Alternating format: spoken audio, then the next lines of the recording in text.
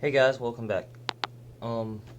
Today we're going to review the Soundtraxx Econami decoders. All the Econami decoders are the same. They make three different decoders. They make the Eco 100, the Eco 21, which is the 21 pin one. I don't know if it's like E100 or E21 or just 21, but it's the 21 pin version for European locomotives and or the American ones that have finally gotten over to that system.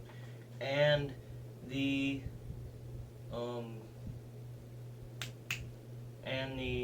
make another one. I don't know what the other one is. It's either a board replacement or I think it's a board replacement. But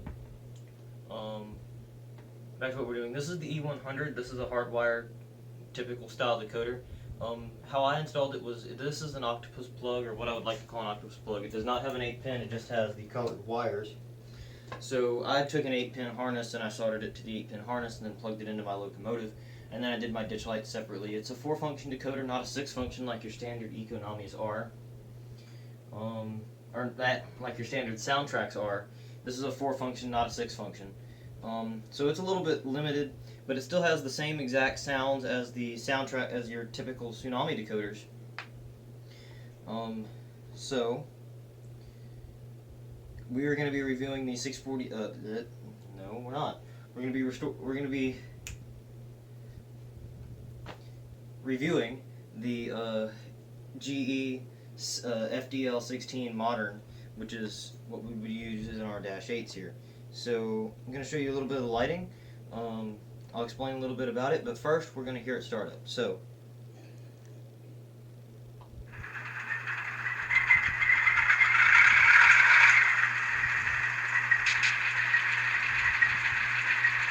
alright, so just like any other Soundtraxx decoder, I started it up by pressing the power button and turning the power on my track. You probably heard my Soundtraxx sound car on the other end of the layout. I'm going to have to do it turned on as well. So alright, I'm going to do the first thing. We're going to press F8 and mute the locomotive. And we're going to go over one thing real quick. I'm going to turn my ditch lights on. Now, ditch lights, your two function wires, from the factory, they turn on by pressing function number 21 and function number 20 and function number 21, I believe.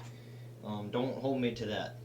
Now, I had to, because of that, it makes the ditch light programming a little bit more complicated, but personally I don't remember exactly what I did. I called Soundtraxx and he talked me through it and we got working ditch lights. So I have it programmed to F5, so if I press F5, we get our ditch lights, and by pressing F2, F3, or F6, we have flashing ditch lights.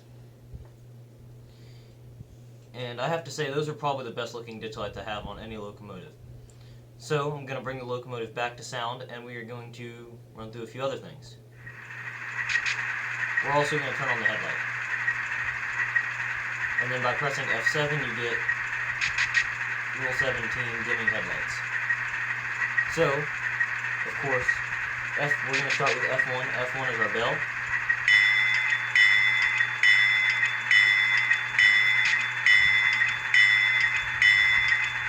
That is the GE electronic bell. I believe there were 3 different types of bells on the diesel version.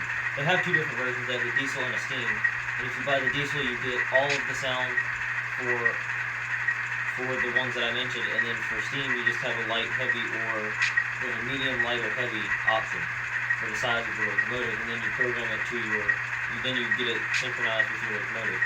I've worked with both decoders, and they're actually pretty nice decoders. I have had 2. I did an install for a buddy of mine on his IHC 210-2, and it went in and worked very well. Next we're going to do the horn. This is, for Soundtraxx, F2 is our long horn.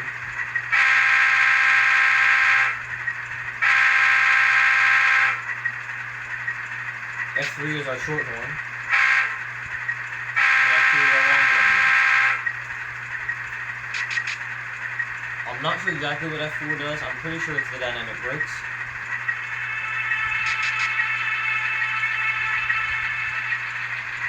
F5, like I said, turns my ditch lights on and off. That is custom programming I did myself. So I'm not sure exactly what F5 used to do. It was something that I didn't really care that much about. It might have been like sand or something like that. F6 is our grade crossing horn, so I'm going to let that play. It's going to give us the two longs, a short, and a long.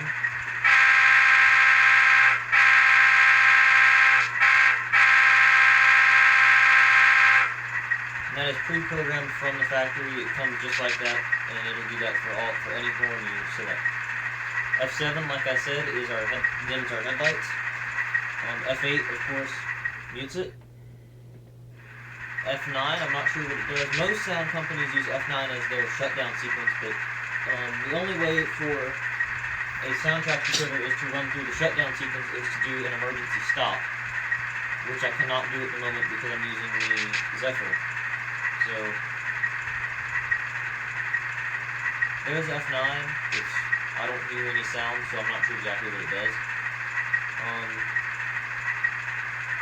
So that's about it. I mean, there are a few other things that it will do on the function 10 and the function 20, but they're not really audible, and I don't know exactly what they are because they're kind of hard to hear. But I know that one of these, I think it's function 24, will throttle up.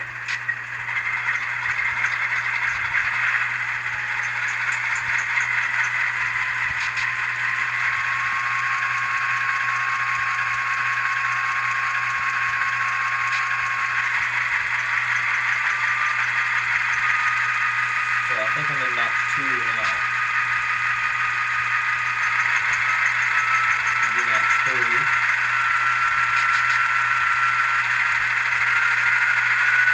Notch 4.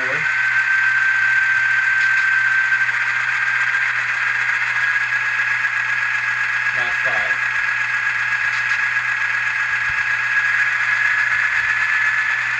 Notch 6.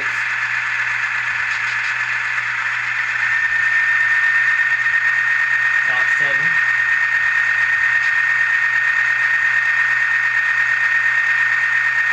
Alright, I may have miscounted. That might be notch 8 now, and everything else is very good. Alright, we're going to bring it down. So that's notch 8. Notch 7. Notch 6. Notch 5. Notch 4. Notch 3.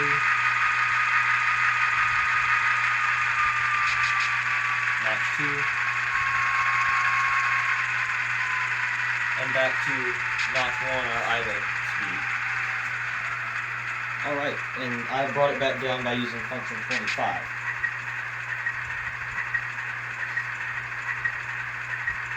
So, like I said, I think the decoder worked pretty well. I have it consistent with my other Atlas-8, which has a Soundtraxx mobile decoder. I'm not sure exactly what they call it. It's like 25p, 125p or something like that. So I'm going to move the camera a little bit, and we're going to let it run by so you can hear it throttle up. I'm going to try to get it to do the brake sound, but I don't know if I can actually make it stop that fast using the Zephyr. So I'm going to try my best, but no promises.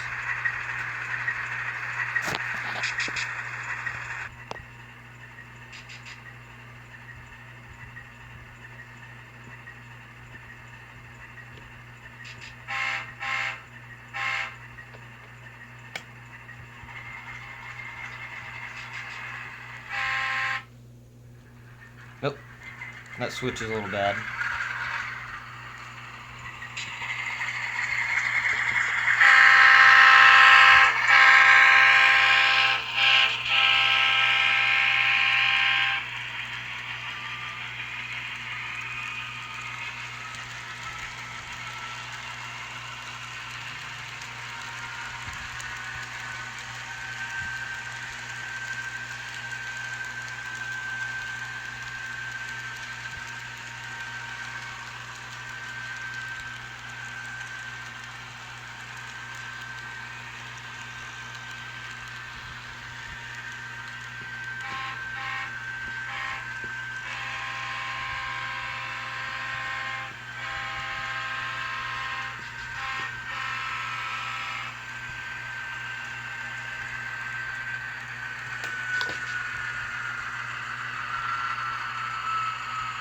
Alright, I couldn't get it to do the brake squeal.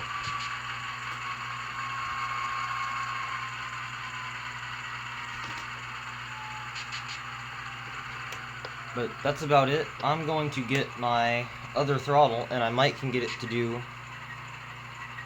I might can get it to run...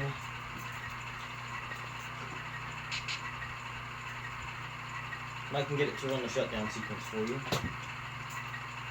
So I'm going to give that a shot real quick.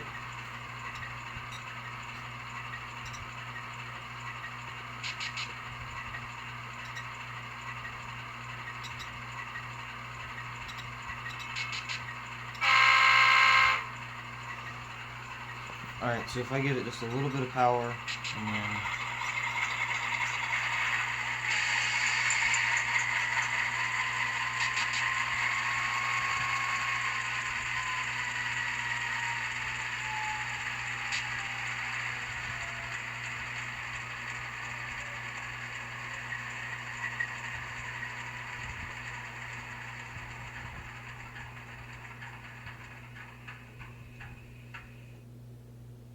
Alright, so that was the shutdown sequence. I didn't think it was going to do it.